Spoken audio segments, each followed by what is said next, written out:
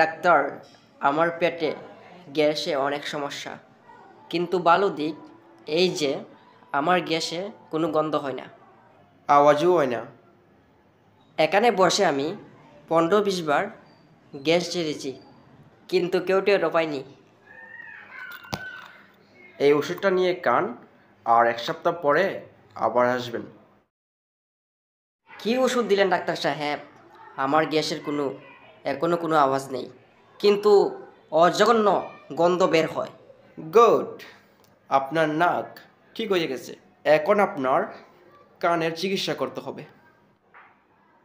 So hello বন্ধুরা, হয় এরকম ভিডিও আপনাদের কাছে কেমন লাগে অবশ্যই আমি কমেন্ট বক্সে জানতে চাই। আপনারা যদি আমাকে উৎসাহ দেন আমি আরও এরকম ভিডিও বানানোর চেষ্টা করব। সো আপনারা আমার কমেন্ট বক্সে অবশ্যই জানিয়ে দেবেন। So thank you so much.